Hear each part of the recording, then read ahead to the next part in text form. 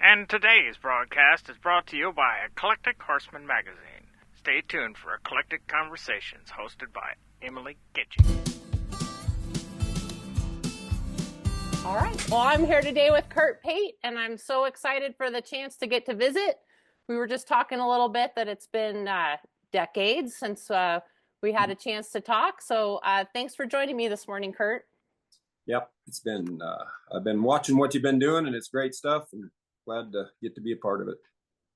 Awesome. Well, where should we start? Tell me a little bit about what you're doing now. I was trying to see kind of what you've been up to, and I see you're doing some things with the National Cattlemen's Beef Association. Give me an overview about what you got going on. Yeah, I'll tell you a little story. I was working with, my vacuum cleaner is just my sweeper. I was been sweeping the floor this morning. The way I got started in the horse world is, it's so crazy. My grandfathers were both horse traders, and I rode horses all. I was thinking about this, like when my sister and I got up in the morning, we just went and saddled our horses and rode every day. That's all we did. That's all we had to do. We did other things, but that was it. And then all through my time of ranching and working, and I could rope and team rope and all those things, but I never really had much horsemanship. And I could ride anything and get any job done. And then I went, actually the first clinic I ever went to, a fella asked me to go with him, and it was Renee Pipinich. And Renee Pipinich is a reiner, and she grew up around Helena, and she was, and so I went to this deal and took some old Bronchi ranch horse, and it was like, I understood then that, the first thing that I couldn't understand is getting a horse soft in your hand before you ask him something, which I had never had that concept in my life. And it's so funny. And my horses were all, I could do anything, and that was like, oh, wow, there's something else to this. And that really got me to searching. And I really don't like, I'm not a reiner, but it was a great spot to start learning and thinking. And so then I just started. So the horsemanship thing really became an important part of my learning. And so, but it was all cattle based, like ranch based, or maybe rodeo based, team roping. But then I went along, and then of course, all the things that happened. I got to be friends with Buck and Mary, and then I ended up on the Horse Whisperer. And before that, I had bought a ranch, and I was really into grazing livestock, like managed grazing, and really into kind of the whole grazing thing. And so after the Horse Whisperer, I was so tired of horse people and all the BS. And my vet and I, we went to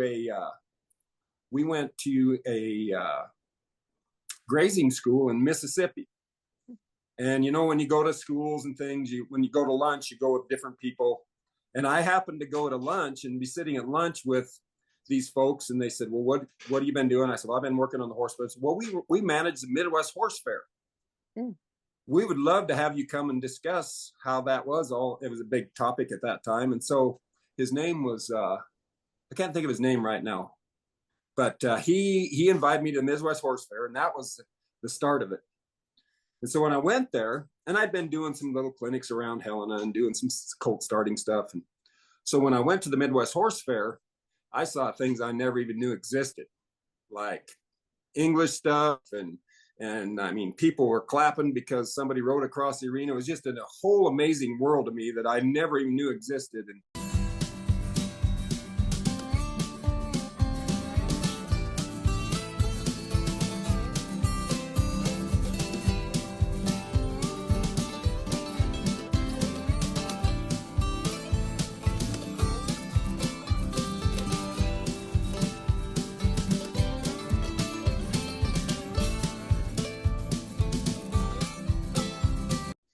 And so at that time, Purina had brought a bunch of colts, and they had me doing a colt starting.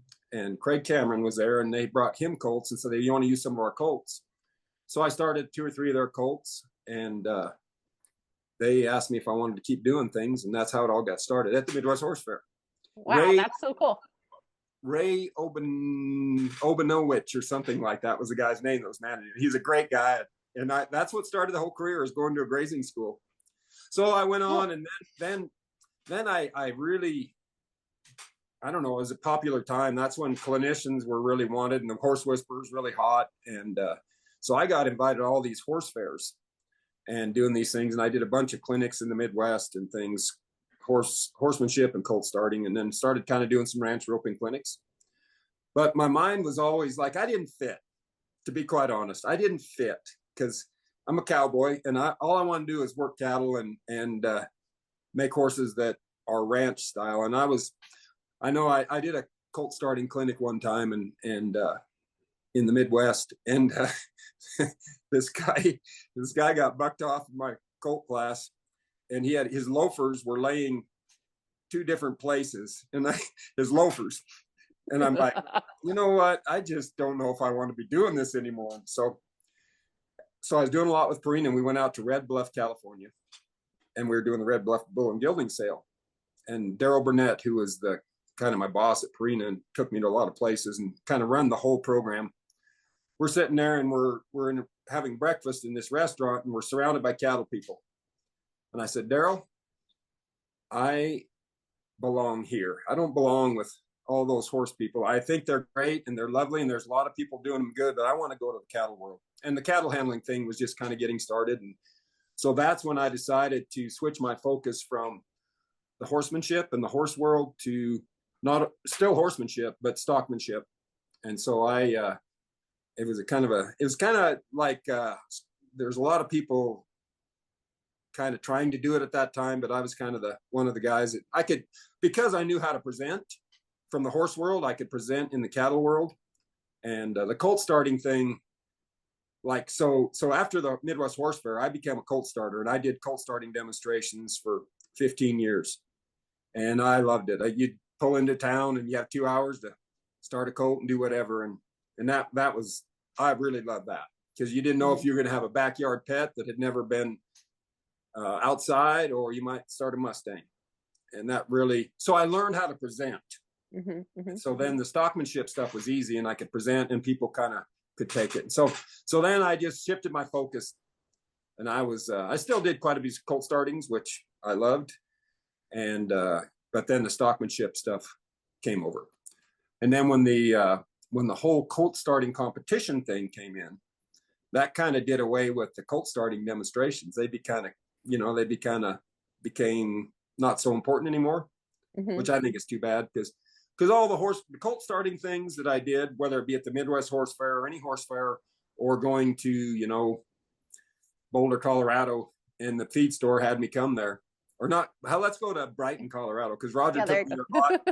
And Roger and Verna were the greatest people for the horse industry ever, as far as people that promoted good horsemanship, and they brought good people in there. So I would go there, but that kind of became obsolete, which I think is really sad, because when I would go and do those things, and I think most people that do colt starting demonstrations, it wasn't about the colt starting. It was a good way to put a lot of good horsemanship out there in front of people, where they would want to come and see it because they might see something else exciting. But there's so much horsemanship that you can put out there with a colt starting demonstration. The colt starting competitions, I did one of the first ones, and I didn't like it at all. It was, it was me, Josh Lyons, and Clinton Anderson. And, I said before, and I'd been around Tom a lot just at those times, and he had just died. And I said, let's just show our horsemanship here and really make this not about the colt starting competition. And Josh Lyons said, yeah, you bet. And Clinton said, you guys go ahead and do all that, but I'm going to win this thing. And he did. And he did, yeah. and that was fun. That's the different personality. So then it all became about, standing the horse's back and running a chainsaw and popping whips. And it really became, I think it was one of the worst times for colt starting and horsemanship that we had. But then it evolved, and now I see where it's changed. And I think the colt starting competitions have become quite a good thing for horsemanship now. So anyway, that's a big old rant. But for me now, I am all about stockmanship, and so when I got the call from Midwest Horse Fair to ask if I'd come back, I said, yeah, but it has to have to do with stockmanship. But I love horse people. And, the people in the Midwest, there are so many of them that truly want to be better and safe and happy. And here's the thing, I hope I'm not ranting too much. No, this is great. Here's the thing that I really have found with my journey in horsemanship. And I've been around so many people starting out. And I mentioned Tom Dorrance. That was the most incredible experience, getting to spend time, not horseback, just visiting with Tom. He was past that. I went there 2 times and spent a couple of days just visiting. And there's a good story there. But anyway, great. And it was a great time because he was really throwing some opinions out there. Mm-hmm. So I got that. And then another great experience I had was, and these 2 people reminded me of them each the same, is Sally Swift one time. Mm-hmm. I was back doing a NARA. That's back when the North American Riding for the Handicap was, I don't know what the name is now, but I went to their national convention and presented. And Sally Swift was there. And she watched. Then she asked me to come visit with her. We went up in this room, just her and I, and we visited for an hour. And I saw that same calmness, mm-hmm. confidence, no ego, just strict horsemanship that was pure. I saw that the same thing from her, and the same gleam in their eyes when they talked about it as Tom. Yeah. And that was really special. So I saw that, which was really cool. And then I started thinking, that's where it's at. So I see a real ego-based horsemanship. And a lot of the folks I've been around, especially when you go to the horse fairs, and you've got folks that are competing for the market share. And what happens is with the horse fair, a lot of times, it used to, I haven't been to one for a long time. It'll be fun to see. But it used to be, we had these big names. You had Clinton, and you had Chris, and you had John Lyons, and you had all these guys that were great horsemen. And then they became great marketers. And then in their demonstrations and all these horse fairs, they had to do something to wow the audience enough to get them to pass by one person's booth and come to theirs to buy all their trinkets. And that to me, when I was in there, I saw this real ego style of horsemanship. And it was, I don't think it was really helping people, but it was really selling a lot of stuff. And it was helping people, but it was the ego was the wrong attitude. Yeah. So then I started thinking, okay, so we have these great horsemen, Ray Hunt, Tom Dorrance, Bill Dorrance, Sally Swift, all those. And then they had, I don't think Ray Hunt had an ego. He had a strong personality, but it was different. Mm-hmm. And then I see people that follow and come down along. There's a lot of ego there. Mm-hmm. And I think when you have ego-based horsemanship, it's not the same as having what I call a pride-based horsemanship. Mm-hmm. And a pride-based horsemanship, it can be ego-driven, but it can also be for the horse and for the human, and knowing that by doing certain things with pride, you're going to increase your horsemanship, you're going to get more out of it, you're going to be safer, and it's going to be a better lifestyle for everybody. Mm-hmm. And so I've really been trying to, because I was very egotistical, and I still am, and I'm still working on it, but I'm trying to take the ego, but still have the pride to have nice horses and cattle that work nice and are not stressed and have the most value. Mm-hmm. And give each animal, whether it's my cat that's just on my lap, or my dogs or horses, or the cattle that I take care of, I want them to have the best quality of life I can give them, but yet get the most from them. Mm-hmm. And so there has to be pride in that. But if you add ego in it, then it changes everything. Yeah. Oh my gosh. That's a great way to think about it. And I that's so clear, and really, that really resonates. I like that a lot. Yeah, it's a struggle, because there's a lot in there. When somebody, like my daughter was down at the vet this morning, which is my next door neighbor, and I rode over there and saw her, and then I was riding back, and I was kind of showing off a little bit for my daughter with these, because she's really, her horses are, she's pretty adamant about being a good show horse person, and I'm not. That is ego driven. And I try to keep telling her, and I'm trying to explain to her how, ego or pride. because it takes a lot of pride. One of the guys that in the horse world that I was around that just passed away. Well, there's two of them, and I was lucky enough. Farina took me along, and we did Heroes and Friends. Mm-hmm. And geez, they did. Both our names just slipped me right now. One of them just died. Bob Avila. Bob Avila. No. Yeah. Avila. And then Teddy Robinson. Mm-hmm. And I would watch Teddy Robinson climb on a horse. We would go to one time we went to Las Vegas, and they brought a bunch of horses in, and I would see somebody ride a horse, and they would be a horse, and I'd watch Teddy Robinson get on this horse, and they would change. Mm-hmm. That horse would you'd get 3 inches taller, and he just got out in front of himself. And I was talking to my wife about it, and she said, well, look at his personality. That's the way he lives. That's the way he is. And so he showed me a way to be a great showman without ego, but pride. Mm-hmm. And then Avila, he was so fun. Like I was joking and messing around with him, but he was a showman and a horseman, and he had I don't know if he had ego or not, but those guys were such winners. Mm-hmm. And they could show horses, but still have fun in life.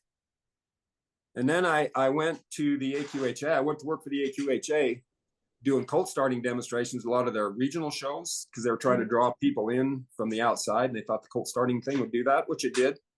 But I got to watch all these horse show things, which I'd never been around horse shows much. And I never realized how glum and how serious and how much little fun they have at a horse show. And I was like, what is this? This is not horsemanship to me. This is like torture. But then I think back to Avila and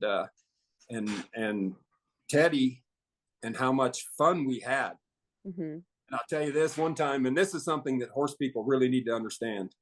We did a demonstration. The show was in the Excalibur, down where they do the pit deal, where they do all the jousting and stuff.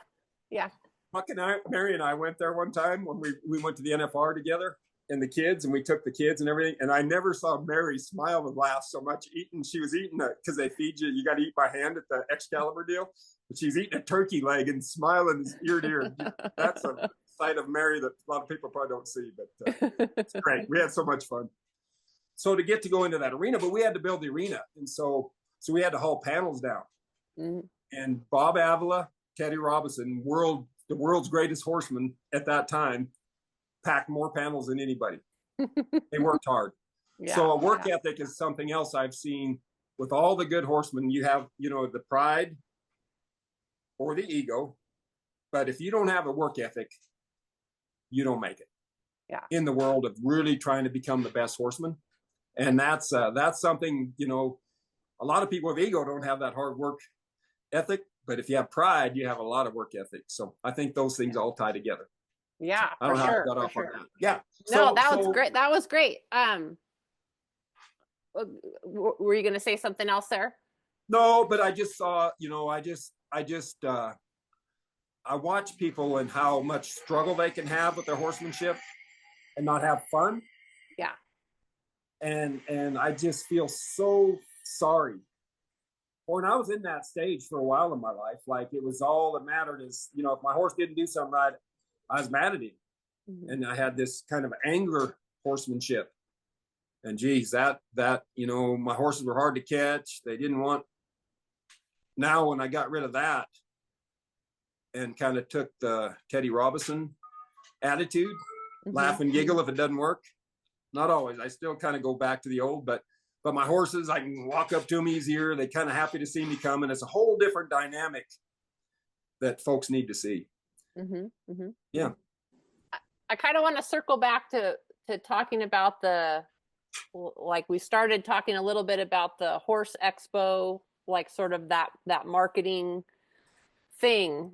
And I'm not quite sure how to ask this question, but I feel that like the people that come to the horse expo, like those are the people that are craving good information more than anybody. And in visiting with the folks at Midwest Horse Fair, I understand like the challenge, like they're trying to have people who come, who bring in people, but like it's such a fine line to walk, to like have people who are going to give like real good information versus just like the showmanship part of things. And so like I'm excited. I've never been to the Midwest Horse Fair, so I'm super excited to go. And it seems like they've really put a lot of effort into like having people of quality who are going to not just be like the flash in the pan sort of folks. Yeah, and all I'll call them they're kind of the ego horsemen that I was around so much, and it kind of got me in trouble because I started writing and talking and doing things about what I was seeing at these horse fairs, where it was really a strong ego and crazy stuff, and it was all about the how good looking they were and how smart and how much, and then there was just things there like I got in a lot of trouble with doing an article about the one-rein stop. And bending your horse too much. And I would go to these horse fairs and I would see things where people were just tearing horses' heads off. And like, I was thinking, well, that's ridiculous. That's not and so I really but I forgot about all the people that were out there doing it right. but I was just talking about what I seen. So some of my friends don't like me very much anymore, and that's okay. That's all right. And hopefully by overdoing things, sometimes it gets things coming back, because I think, so I tell you, so I did a lot of articles for the Western Horseman for a while, and so Fran Devereaux Smith, who I did a book with, and so she called me up one day and says, well, let's do an article. What would you like to do on? And I had just watched, and I said, let's do it on the one-rein stop. And I had seen it so much at these horse fairs, and so we did. And I talked about what I saw, and I did, and I never even thought anything about it. I thought I was doing a good deal. So I was doing a colt. Went to a ranch out in the middle of nowhere in Montana. There was no cell service, and out in eastern Montana, and it was a ranch, and there were a bunch of bronky horses and a bunch of good cowboys, and it was a great day. And these guys, so when I went in that night, Tammy, I got to call Tammy. She's, man, you've done it now. That article came out, and you got the whole world mad at you. And so she called. My wife was always taking care of me. She's always promoting me and always taking care of me when I made mistakes. And so she had, in the meantime, after she got some phone calls from people and letters, and she called Margaret. And she said, Margaret, and I think Tom had passed away by this time. Margaret, Curt did this article, and because some people said I was disrespecting Tom Dorrance. One person did.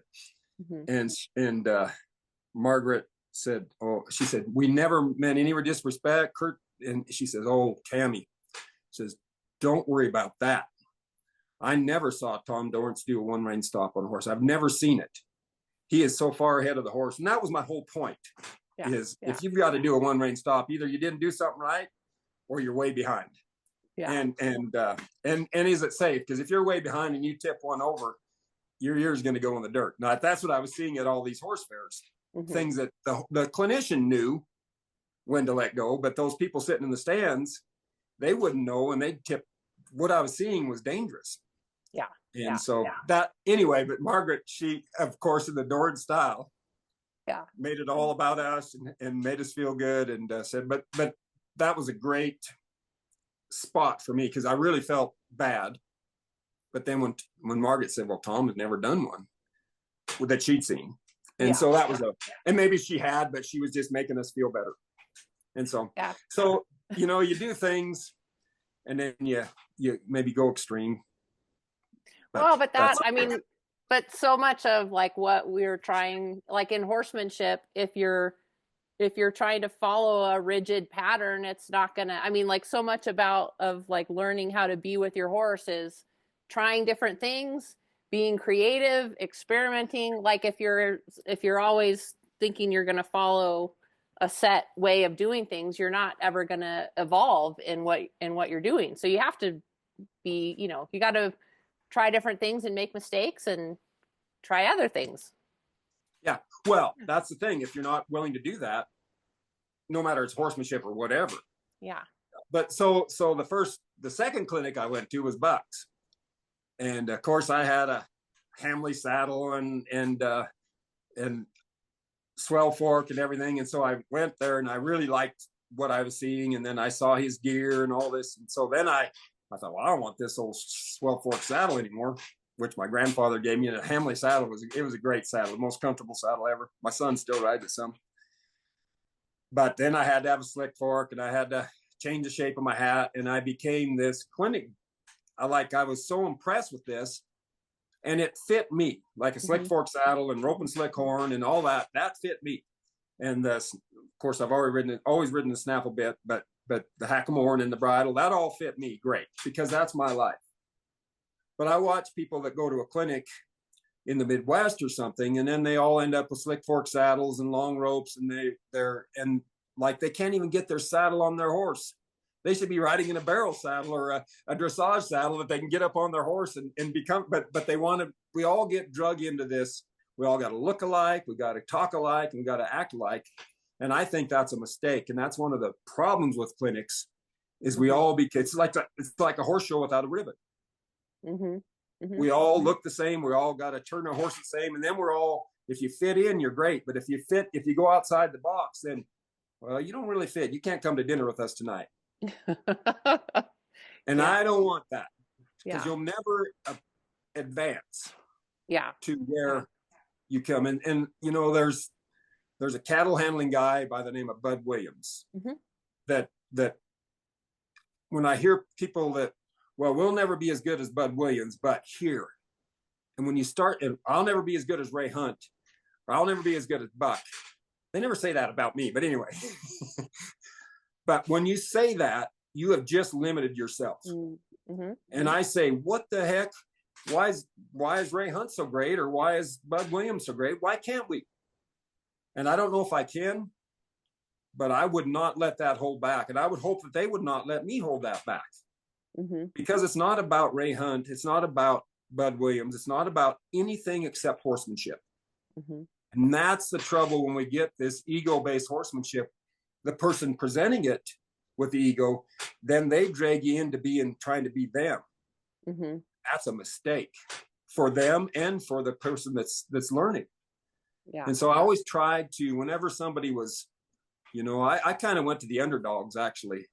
And if they had a swell fork saddle or a saddle that was bought at Kmart, they were my people. I liked them, and because I tried to elevate them up, and not to get them to be like everybody else, but to become a better horseman.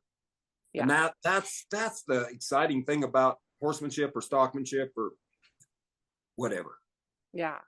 Well, take me back to that. You mentioned that very first clinic, the reining clinic that you went to, and you saw something there where a light bulb came on, and that's the part, I'm always curious with people who horsemanship becomes a passion for, what was it in you that fire was lit? I'll tell you, and she didn't call it that, but a soft feel. Mm-hmm. I've ridden for 20 years of my life from ponies to bucking horses. And I'd never, ever had the concept of taking a hold with two fingers and getting a horse to give to you rather than just react to it. Mm-hmm. And I think that is the most important thing that I learned. And then it carries through, I like to work dogs. Mm-hmm. And so with your dogs, you try to get a soft feel before you give them a command or down them, which means there is a soft feel.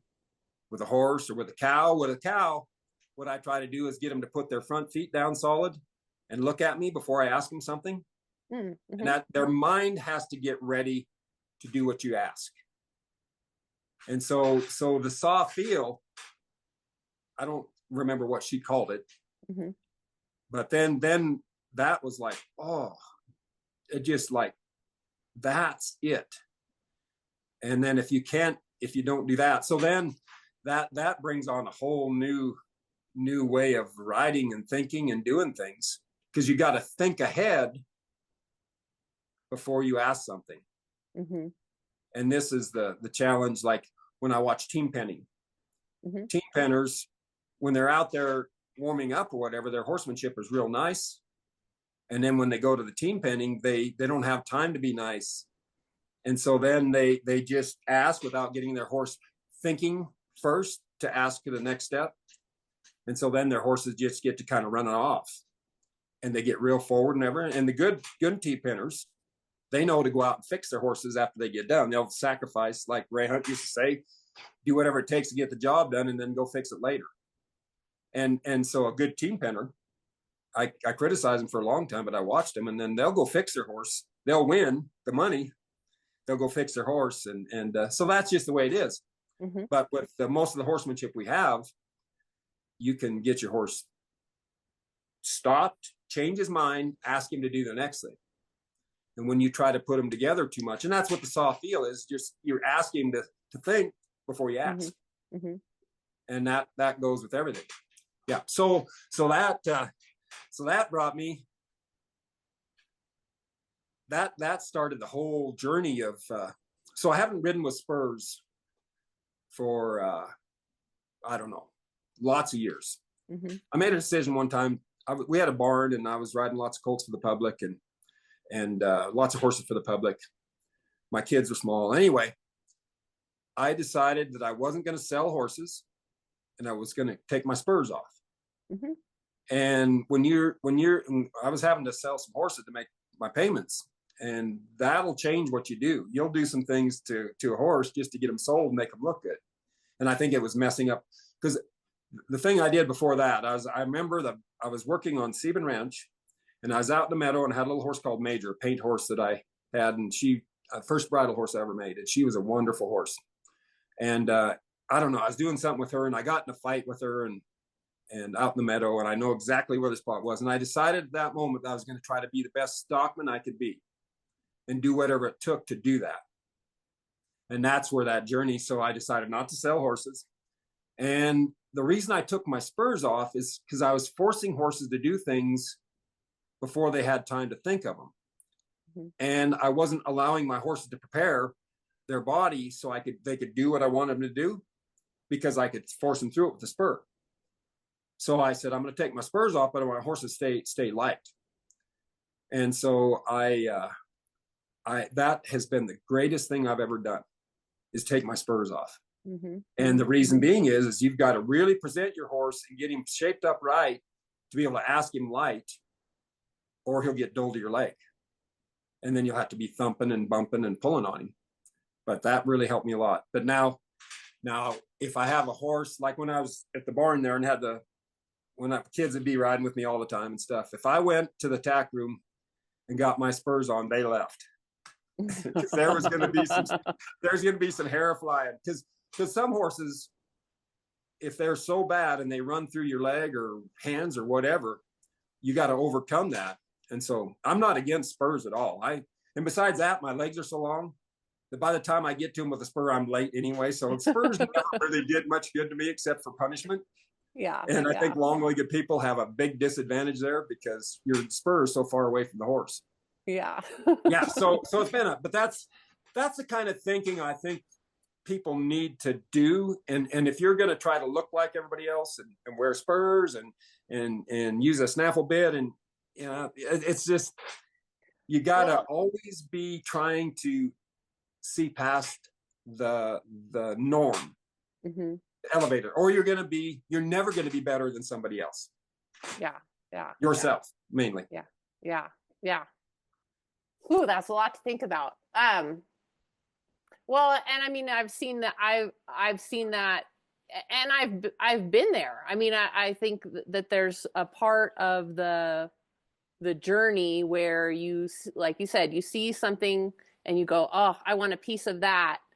And it's easy to change the easy things, right? It's easy to buy the saddle, to buy the gear. Like those are easy fixes. And if you either stay in that mode or you start to adapt the horsemanship for, like make the changes that you need to make in yourself to make it your own. Exactly. Yeah. And, you know, when you see somebody that's a good hand and they're successful, I look at their gear. Yeah. Yeah.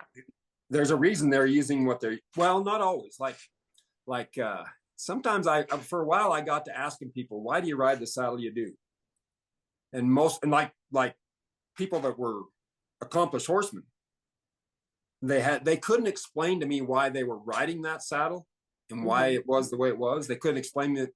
Like, I think most show horse people ride with their stirrups real short, like cow horse and reiners, and that changes, it varies, but most of them are real short.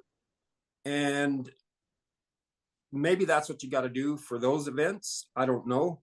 I watch a dressage rider and their stirrups. That's how I like my stirrups, is like a dressage rider, and my saddle to hang me right. And that just, I mean, that's been around for a long time. Yeah. That posture on a horse. And my daughter and I, we always discuss this, and she's like short stirrups and mine are really long. And but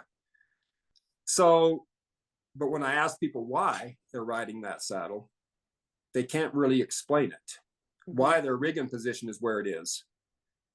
It's so interesting to me why people ride what they do, but they don't have an explanation for it. And I think that's what everybody needs to do is, okay, ride whatever you, but have a reason for riding it. And that's real important. One of my favorite saddles, I don't ride it too much. What the favorite way it sets me is it's a Hawaiian tree saddle. And the Hawaiian saddles, I worked in Hawaii quite a bit on some ranches over there, that's a good place to work. And road horses and stuff. Not a lot of ice over there. No, you don't have to worry about ice. Tammy and I spent a lot of time in Hawaii and had wonderful times there, and great horses and great cattle work. And it's just a wonderful experience. But the Hawaiian tree saddle it was designed so they could take all the leather off, so they could swim cattle in the ocean and have the salt water not ruin their leather. So the tree is actually, the rigging is part of the tree. But going back even farther, many, many years ago, I was at a horse fair, and there's a guy by the name of Pete Gorell, and he's a Colorado saddle maker. But he used to live in Montana. I think he lives in Colorado now.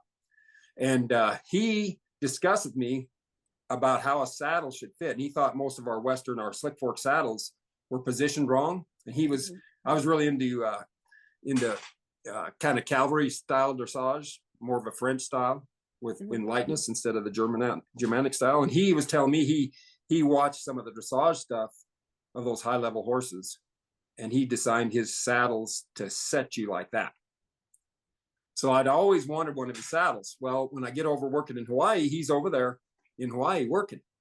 And so I had him build me a saddle, one of the Hawaiian saddles. And that saddle just sits me.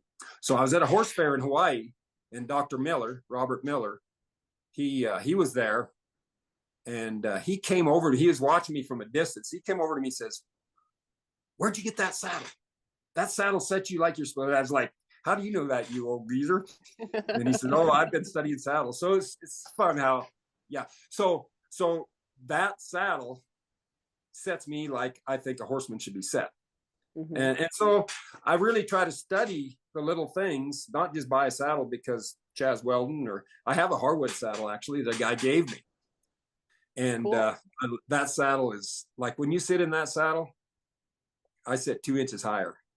And it's just a great feeling to be in that. And then all the people that I usually ride their saddles, they're all students of Harwood. And so anyway, I'll tell you a funny story if you're in for a story. Yeah, I'm always up for stories. Okay, so Dale Harwood,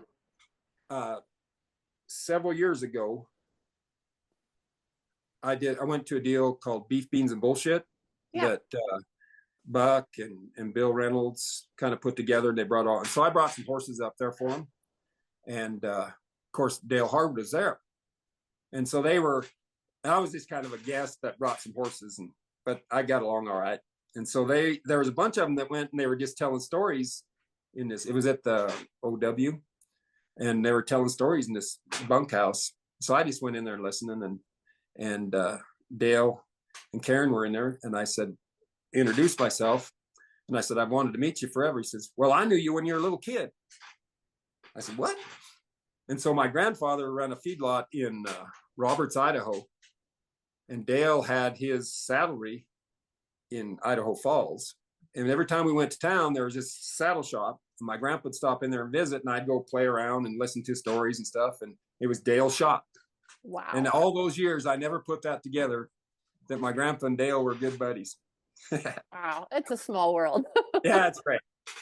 This fellow that became a friend of mine in the Midwest in Kansas City, when I'd go there, he would supply me horses and saddles. And he knew I liked Dale Harwood, so he had a Harwood saddle. He's a saddle collector. He had a full carved Harwood saddle that he'd bought from somebody. And so I rode that. And he never changed the stirrups. That was my saddle. And I went to Kansas City. And so he got sick, and he had cancer. And he was in Houston and stayed there for a long time. And he sent me a letter one day. He says, you know, only a sorry son of a gun, he might have said stronger words than that, would leave a saddle in a guy's tack room and have it all cluttered up when he doesn't have much room. Why don't you come get that thing? I was like, no way. I'm not going to do it. I'm going to come back and I'm going to ride with you and we'll discuss it. Well, he never made it back. He died in Houston. And so I thought, well, there you go. And his wife saw the email and she made me come get the saddle. So that's great. So the Harwood story is so great. Yeah. Yeah. But I know that saddle. I know why it's so great. Mm-hmm. And all the things, you know, the rigging position. And yeah. And, you know, I was in South Dakota doing a colt starting thing a long time ago. And some guy come up to me, a rancher. He said, I'd never hire you to work in my outfit. And I said, well, I'm sure you wouldn't, but why? Just because of the rigging position. That 3/4 rig saddle you're riding the sore horses up like you can't believe. I want a full double of my cowboys. I was like, okay. So there's a lot of opinions out, but at least he had an opinion. Yeah. Yeah. He thought about it. Yeah, exactly. Yeah. And that's what I think people need to do with all this stuff is think about it. Don't just try to be what somebody else is, because you'll never be it. Yeah. Try to be what you can become and learn from them and add it into your thing. So when you go out into the world and you're sharing your knowledge and experience with people, like what is success? What is success for you in that teaching process? Oh, that's a good question. I might have never thought about that before. No, I have a lot. That very thing is to get people thinking and thinking in the right direction. Because there's so many great things in this world to learn, like YouTube and all the stuff that we have now. Like when I was starting out, the reason I didn't know about a saw field is because nobody in Helena Valley, where I grew up, ever talked about it and showed me. Maybe they were doing it, but nobody ever said it. But now this knowledge is universal. Like you can get more knowledge than you need probably. And you got to be able to discern, get through it. So what I want people to do is to think, but think in a way that takes them on the right path. Mm-hmm. And not get stuck in the ego horsemanship or stockmanship, but the thinking man and the pleasure or whatever it is. Mm-hmm. And so try to be real common sense and try to get people just to, first of all, safety. Mm-hmm. You know, and that safety is such a big part of being a cowboy that like I should have been dead a lot of times. And with my lifestyle, a friend of mine just, Pat Beard, called me and had knee replacement surgery. And he said, I just don't understand you. And there's another guy, David Botham's a bronc rider. He says, the two of you have had the hardest lives on your body and done more and worked and rubbed bucking horses and started horses and worked hard, and you're both healthy. And then all of us other guys are, but safety is a big part of it. And like starting colts, you know, that you never know what's going to happen. And the thing I try to do, and I changed from what I learned, which when I first started learning starting colts, it was a whole different change for me. I had to change my whole mindset. And my grandpa, we snubbed colts up and drug them around and whatever. Mm-hmm. And it wasn't bad, but there was something better. Mm-hmm. And so then I started learning a lot of groundwork and a lot of things, and that was great. That was a big improvement. But then when I starting colts for the demonstration deals where you have 2 hours or maybe sometimes only an hour, then I started seeing those things were creating problems for me to get a colt. So I changed my whole, and I've gotten in trouble with this a lot, the whole groundwork thing. I've changed the way I start a horse on the ground. Mm-hmm. And I don't get behind my saddle horn and drive them mm-hmm. on the halter rope. I'll get out in front of him. Like when I first saddle a colt and cinch him up, I'll get out in front of him and help him where I can be out in front, like a herd of cattle that might run off. I can be out there and I can stop him from bucking before he thinks about it. Before he gets started, I can help change his mind. Mm-hmm. Sometimes you just got to get out of the way and let him go. But so the stockmanship and the horsemanship has kind of become together. A lot of stuff I learned from the horsemanship, I apply to stockmanship. But a lot of stuff I learned from stockmanship, I've changed my thinking. Like one of the main things that people don't understand about working with livestock or anything is that an animal can only think of one main thought at a time. Mm-hmm. And what I was seeing, what I was doing, and what I'd learned is I was asking about 3 things at a time. And it was confusing the horse. Some of the dressage stuff, when I started studying the dressage, the kind of the French style, Boucher had a saying, hands without legs, legs without hands. Mm-hmm. The reason being is because if you're using your hands and your legs together, that's 2 thoughts, and you have to use more pressure with one of those because you're using 2 thoughts and they can only think of one thing at a time. And so I was making my horses heavy or not as light as I could because I was asking for a soft feel with my legs and my hands. And so with Boucher, I had to learn to separate the aids. Mm-hmm. And if the horse gets bothered or scared or nervous, he took him back down to back where he was neutral and started over again. Where I was kind of learned just to push him through it and use more leg and more hand to get him soft. And that's okay. That's better than just pulling on him like I used to. But I think for my deal, working stock, it's a much better way. And so I try to think only one thing at a time. Now, sometimes if you're on the same side, like on the left side, you can have a leg and a hand together but if you're using opposite sides, that really confuses the horse and they'll really get heavy. Mm-hmm. And that's when you have to use a lot of spur and a lot of asking. Like, I don't like thumping on horses and like thumping them to get it going, thumping and I don't like that sound. And I noticed when I was asking and driving at the same time, I had to thump my horses a lot to get that life back in there. Mm-hmm. And so I watch. So I've I hope I'm not just driving you crazy with all this. No, this is great.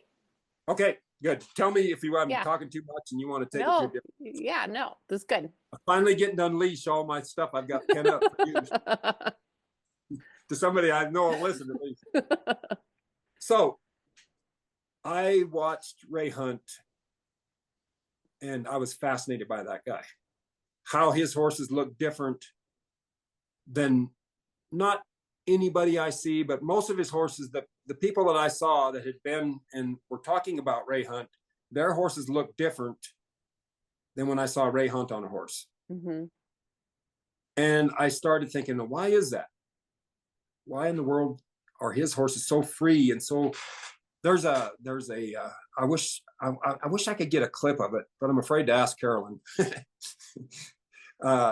There's a part in his colt starting videos. He's on a little bay mare, a 3-year-old horse, and he somebody brings him into the pen, and he's saddling some colts. And he's going to work them horseback, and that is the most amazing on video display of a horse that is a guy's legs. Mm-hmm. It's just beautiful. And that horse, as soon as he takes a hold, it's taking a foot back. As soon as he lets go, it's putting a foot forward. That's exactly what I want my horses to look like. Yeah. And so I thought, why are his horses like that? And mine aren't. And a lot of people I'm watching that have all the sayings So I started watching video. We had a sauna, an infrared sauna, and you Mhm. sit in there and so I would set up a video. This is back in the old, I don't know if it was VHS or it was still but anyway, I would set it up and I would watch Ray Hunt videos all the time. I was in sauna for like a month and trying to figure out what he did. And it was very interesting to me. It was very different than what I was doing with my horses. Mm-hmm. So, yeah, and it's just... I've never seen anybody where like you said, any horse he got on became his horse more than anybody else I've ever seen. Absolutely. Yep. Yeah. So this I didn't know until recently. And I learned this from I took my son to a bronc riding school. And at the bronc riding school, there was a guy by the name of Gary LeFew was doing the bull riding. And Gary LeFew was, I think he was a 1970 or 71 world champion bull rider. But he was the first one to ever really get into psycho-cybernetics and the mind game. Mm-hmm. But so he's become a teacher. And so after the school that night, he gave a talk. And he was talking about these kids getting on bulls or broncs and having them fight in the chute. He said, the problem is you're all excited. You're slapping your face. You're jumping up and down. You're doing the Rocky Balboa before the fight thing. He said, your brainwave frequency is way higher than your animals. A human's brainwave frequency can go higher than an animal's. They can only go so high. And so he said, what you need to do is you need to slow your body down. You need to slow your mind down. And those bulls and those horses won't fight the chute so much. And you'll be more, with your brainwave frequency at some level, you'll be a better athlete. And so when I watch people that really know, I don't even think they know they're doing it, but I think they learn to match their energy with the animals, where the animal is at, start there, and then take them to where they want it to go. Yeah. And I think that's why some people can get on anybody's horse and get along.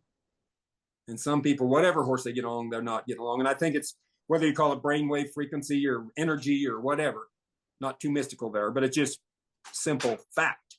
Yeah. And I think that's the number one starter right there.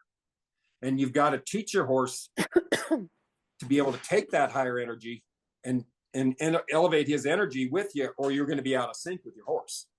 Yeah. But you also got to be able to take that energy down and teach your horse, or help him understand that when your energy drops, and you've seen it, probably done it a lot, like the first ride on a colt, it is so easy to get that horse to follow in your seat just by kind of being out of balance and going slower than he is. And pretty soon they'll come back to that. And if you'll just match up to them right quick, then pretty soon they'll match your body. And it's very simple. And then somehow you take it away as you go.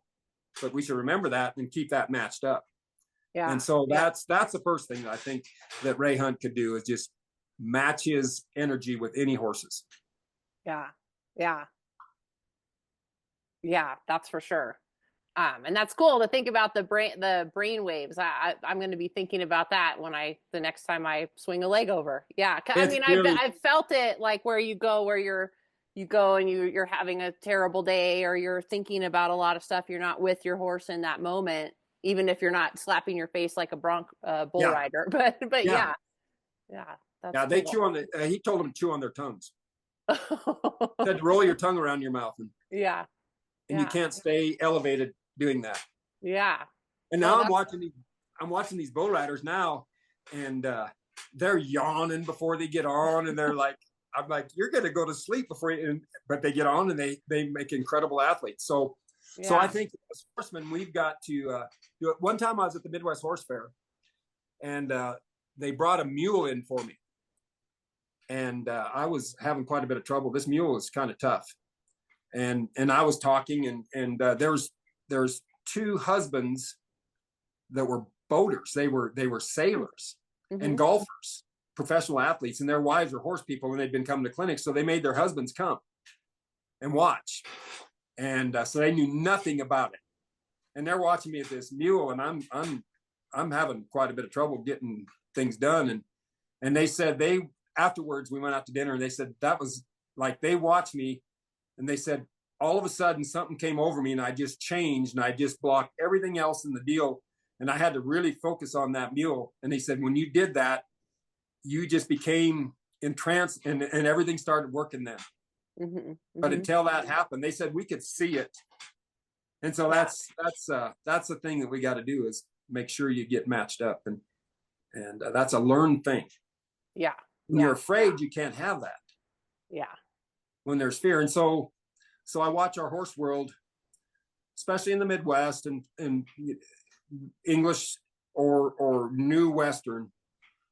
A lot of people put a vest on and put a helmet on. And I think, okay, that's great. You're keeping yourself safe, but you're afraid. You're afraid of something. Now, if you're going over jumps or steeplechasing or something like that, yeah, you should be afraid.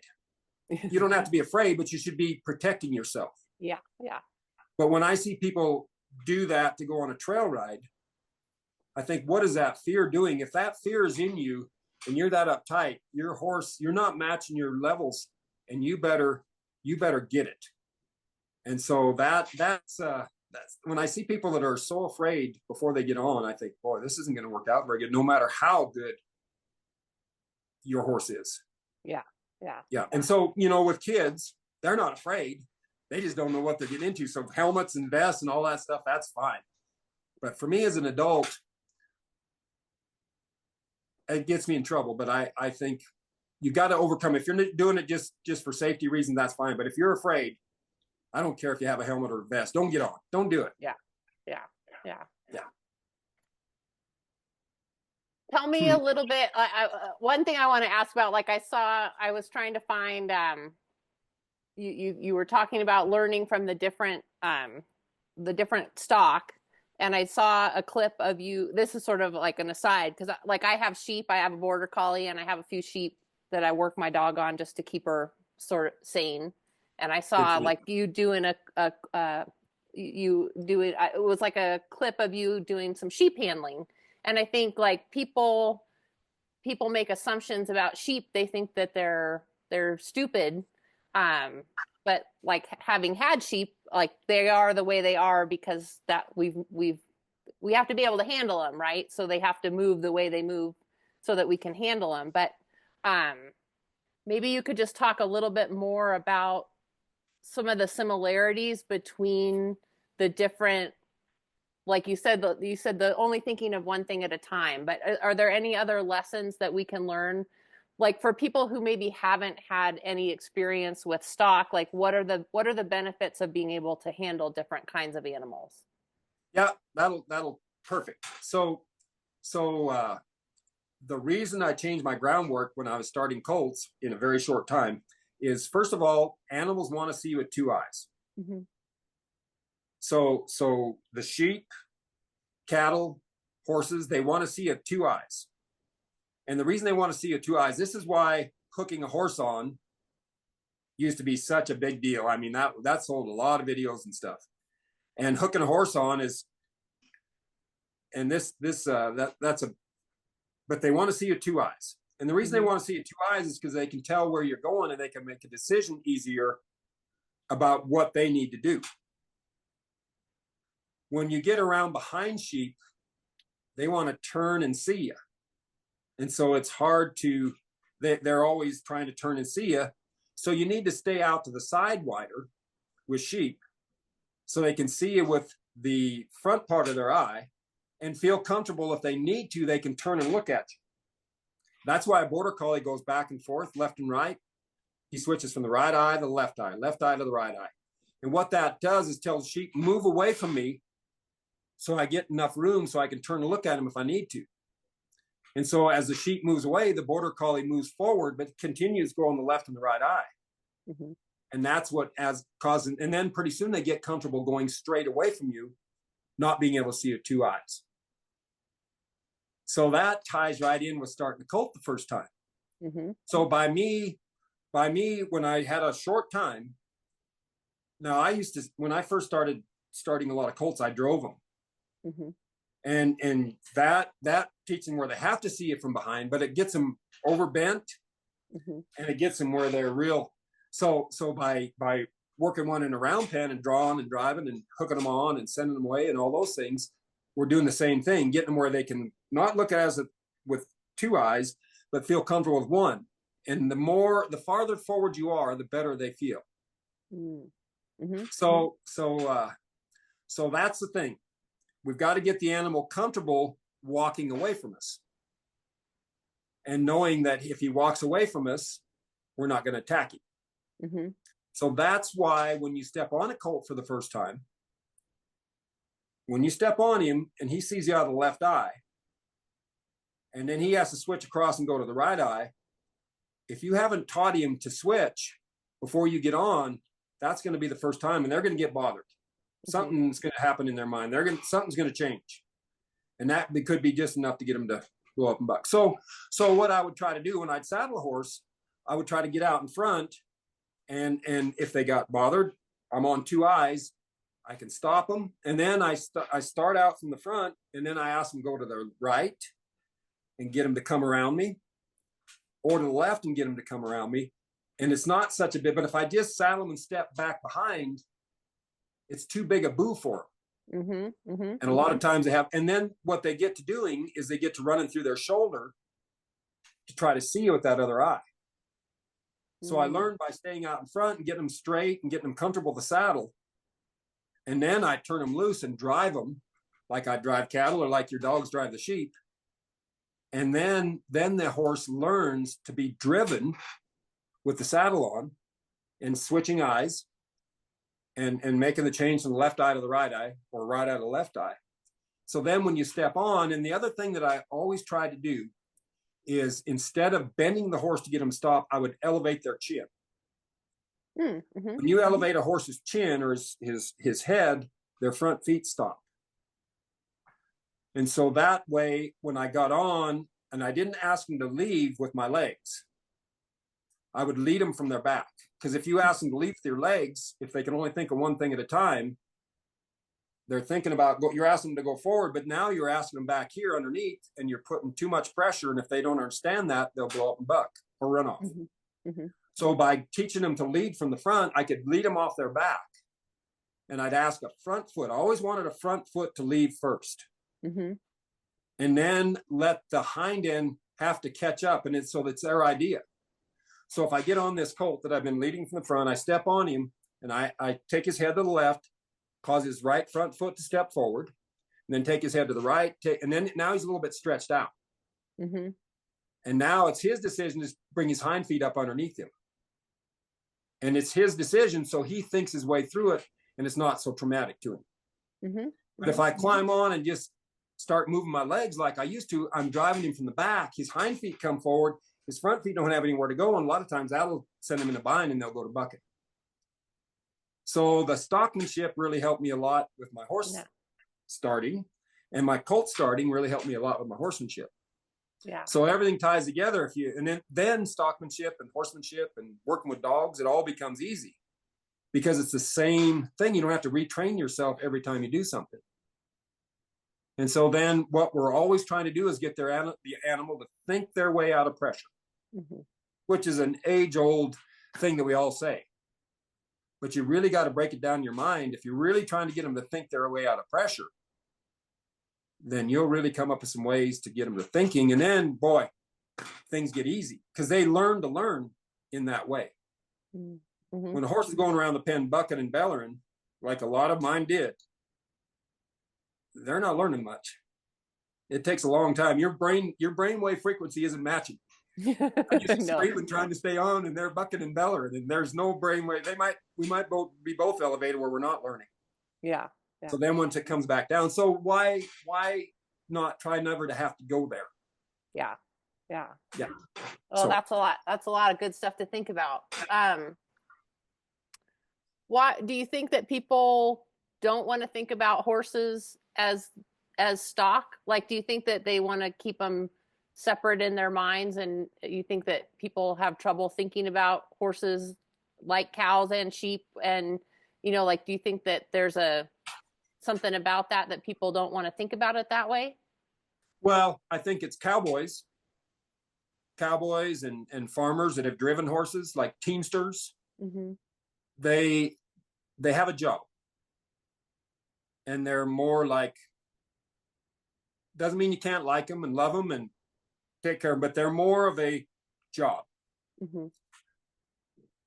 Most folks that don't have a job for their horse and no need for a job, then they think of them as companion animal. Mm-hmm. And they're more thought of like their dog or whatever, and that's great. I think that's I think more cowboys should do the same, and a lot of them do. But we look at them, maybe folks that have been around livestock and understand the true things that really make them happy might understand that, you know, putting a designer horse blanket on the horse isn't very, it might be soothing to the human, but it's not very soothing to the horse. They don't care. But that's great. I love it. And I like it when people spend money and help the world out. But really understanding what makes a horse tick and really gives them contentment in their life. Mm-hmm. And that's a big thing with me with animals is contentment, not happy. I don't know if happy's a thing in animals. Mm-hmm. Might be, but I know contentment is sought after. Mm-hmm. And so if I can get my horses content, my cattle content, my land content, then now we're living in unison. And now if I can get something done on that horse, whether it be a trail ride through the back roads of Wisconsin, and if I can do that and be able to take a picture and take my coat off and my horse not running and bucking and getting scared, and be able to drop my reins down and talk to people and enjoy that ride, and I can be content and the horse is content, not all bothered about all the other horses leaving or whatever, that's the place we're looking for. Mm-hmm. If I'm in a feedlot, and I'll say the feedlot horse has the hardest life of any horse going. And the conditions are usually not very nice, and the weather's not very nice. Either it's hot or cold, and their conditions that they get kept in. Feedlots are getting much better. But those horses work long hours, hard. And a lot of them are pretty bothered. Contentment in an animal is what I'm looking for. Mm-hmm. And you know, if we can, but if I can have my horse content and still stop and turn around and get his position where I can pressure that cow or sheep or put my rope or whatever where I want it to go, if I can get that horse there at the time I want, in the way I want, and still be content, then my horsemanship is working. Yeah. Well, and I think a lot of people in a performance setting, they feel like their horse has to be like amped up and ready to go, and it's like, but you know, in yourself, like if you're starting from a place of like being, you know, centered or content, like you can think and perform, whereas if you're all frenetic, it's not as effective. Absolutely. That's what so the Art of the Cowgirl, for the last 5 years, I've gotten to watch the world's greatest horsewoman competition and all the competitions. And there's 4 or 5 that always are at the top. And they have such great attitudes. Like if they don't do good, it's not the end of the world, because they know they're going to win again. But their horses are so great, and their horses are content. Mm-hmm. Kelsey Love Thomas, she's won it quite a bit, and she's such a character. I mean, she's a hit. Her and her boyfriend, they ride lots of horses, they work lots of cattle, and they just have so much fun. But I was watching her. She showed her horse. Let's see, what was it? I think she showed 2 different horses in 2 different deals. And one, she was wearing spurs. And then I watched her another time, she didn't have spurs on. And I was like, she was the only one there. And she's the winner. She wins more than anybody. And I said, you weren't wearing spurs. She said, yeah, this horse doesn't work quite as good with spurs. He's a little bit scared. And so I just take them off. Now, who does that in the show horse world? Yeah, that's cool. Yeah, it's great. So she's a winner. And she knows what it takes to win. But she'll bring a horse. Like one year she brought a pony in the horse sale, and they came riding into the sale. One kid was dragging by the tail. She had 3 kids on with her. It was just so great. And they had so much fun. Yeah. So it doesn't matter if she's showing or selling a horse or talking out afterwards. She's laughing and giggling and having fun. Yeah. And then when she nods her head and she steps in that gate and nods for a cow, she's serious. And when she comes out, she's back to having fun. Yeah. Cool. Well, yeah. I get to go this year to that too, so I'm excited to get to watch because I've not been before. So I'm looking forward to getting to watch those gals compete. Well, it's going to be very different this year. Do you need anything? Because whatever you need, we'll get you. Okay. Well, I've never gone before. It was sort of a last minute thing, and I'm jumping in and going to go. I'm excited to.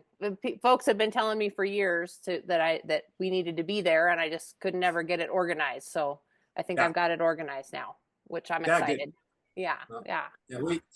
Last year we had Tammy died just before Christmas, and then so we had the Art of the Cowgirl to do, and it was great. I mean, it was a great event. So then we sold it, and it's moving now. It's Wickenburg, as you know. So it'll be fun to see how that's going. But Mesa stayed on. She's running the horse sale and the competition, so she's on. Cool. Well, I look forward to get to meeting everybody when I get down there for sure. Good. I have a feeling that we could visit for forever, but I want. I'm sorry. No, it's fun. Super fun. It's super fun. But before, I kind of want to circle back because we started talking about the Midwest Horse Fair being the first horse expo. Maybe talk a little bit about what you're going to do this year. What do you plan on doing at the event this year? I can't remember all the titles of the things that she's come up with, but some stockmanship. Mm-hmm. And that's always popular in the Midwest. Yeah, mm-hmm. And that's so. I think I call it stockmanship, horsemanship for stockmanship. Mm-hmm. And I did the book Ranch Horsemanship several years ago with Fran and Western Horseman, and that's what kind of the gist was. Is I think a ranch horse. It's called Ranch Horsemanship, I guess the book is, but I think a ranch horse is a great. Like somebody that's a trail rider or whatever, if they could just look at the things that make a good ranch horse, mm-hmm. they would have a lot better time and a lot less risk and more fun when they're trail riding.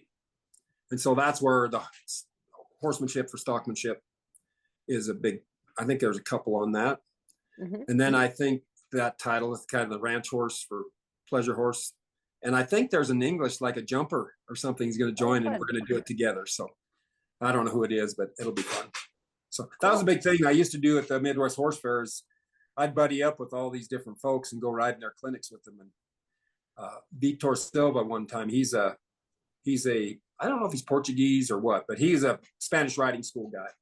Mm-hmm. And so I went in his demonstration, and I really learned there because he had me have the horse in hand and whips, and I was real good at groundwork. And I'd see people. To me, getting a horse to go around and take his hindquarters in front and all that is so simple and easy. And I can't understand why people just can't do that right off. It just seemed, he put me in those horses in my hand and whips and things. And I looked like I'd never even seen a horse before. It was so amazing how hard it was for me. And then he'd just take them. And so that's the other thing that I've learned with all these demonstrations and watching different things is, what we think is easy is difficult until you get a muscle memory and do these things. And that's so that I think we're going to do something like that. I don't know. I'm not a clinic guy. I decided a long time ago, I don't like clinics. I just like Tammy she was a great clinic person. I used to do clinics at the home ranch all the time. Mm-hmm. And I struggle all the time. I always trying to figure out things to do. And then Tammy, I decided I didn't want to do them anymore. And Tammy said, well, I'll do them. And that's when she started her yoga and horsemanship. And she would have these wonderful clinics. And so I went back and I said, okay, there's crying involved. At my clinics, people were crying in the middle of the clinic because I'd made them mad or I'd upset them or I'd done something.